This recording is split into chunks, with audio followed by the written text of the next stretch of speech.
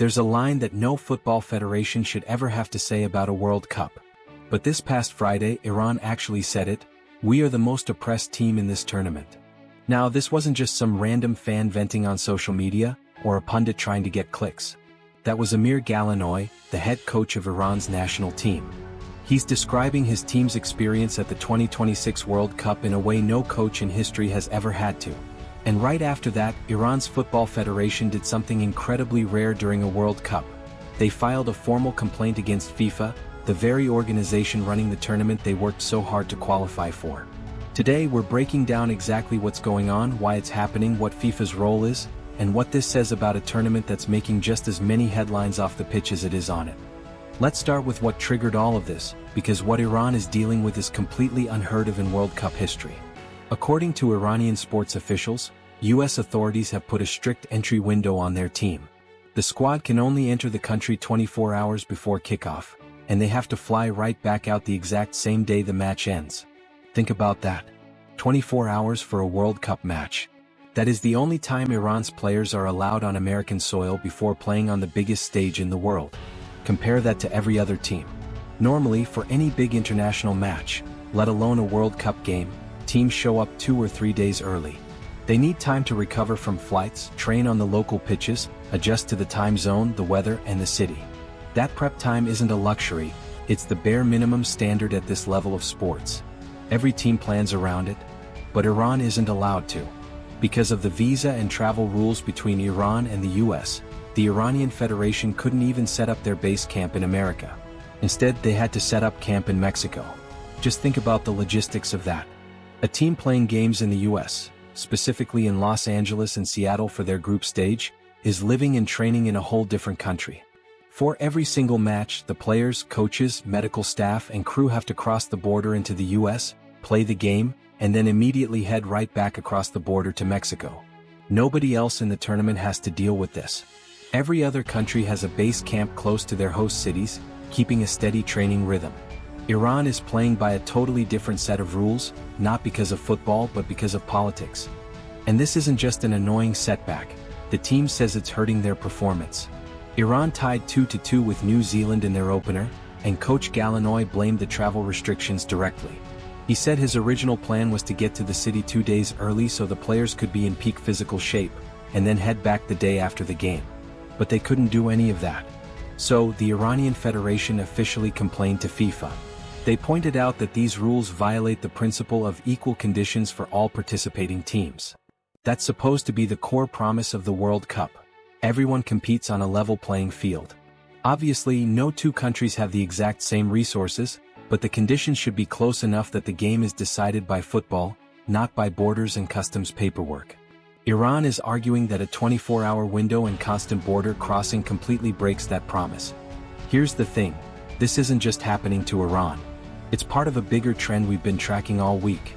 We already saw a FIFA-appointed referee get denied entry into the US, even though they had official tournament credentials from FIFA. There are reports of fans from several countries being denied visas despite buying valid tickets. On top of that, Iran says their official ticket allocation was pulled right before their first match, meaning fans who bought tickets through the federation couldn't even use them. So, Iran's complaint isn't just one team whining. It's the biggest proof yet of a question people have been asking since before the tournament started. Who actually gets full access to this World Cup, and who gets left out? So, where is FIFA in all of this? Iran's complaint isn't filed against the US government, it's filed against FIFA. They own the tournament, make the rules, and are supposed to protect the fairness of the game. As of Friday, neither FIFA nor the US Department of Homeland Security has said a word. That silence says a lot. It puts FIFA in a tight spot, caught between a host nation's laws and the promises they made to the teams that spent years qualifying. This is brand new territory. Sure, past World Cups had political drama, but a multi-country format where a team has to live in one country and commute across the border to play in another? That's never happened before. Any football fan knows how much prep time matters. The difference between arriving early to settle in versus flying in the day before, playing, and flying right back out is massive. It's the difference between playing at your best and just trying to survive for 90 minutes. Iran's coaching staff feels this cost them points and they're saying it out loud. Now let's be fair about what we know and what we don't. FIFA hasn't confirmed the specific details of Iran's complaint yet, and neither side has explained the exact legal reasons behind these travel restrictions. But what is a fact is the coach's statements, the official complaint, and the reality that Iran is living in Mexico while playing games in America. What happens next is anyone's guess. Iran has 2 group stage matches left. The federation wants FIFA to step in before the knockout rounds, but there are only a few ways this can go. First, FIFA could try to negotiate with US authorities for a special exception, but that's high-level diplomacy that FIFA rarely gets involved in. Second, FIFA could just admit it's unfair but say their hands are tied because they can't change a country's border laws, leaving Iran to just deal with it. Or third, and most likely nothing will happen. The tournament will just keep moving forward, and this will become another controversy that shadows the 2026 World Cup. Don't forget, when other access issues came up earlier, the FIFA president literally told people to just chill and relax.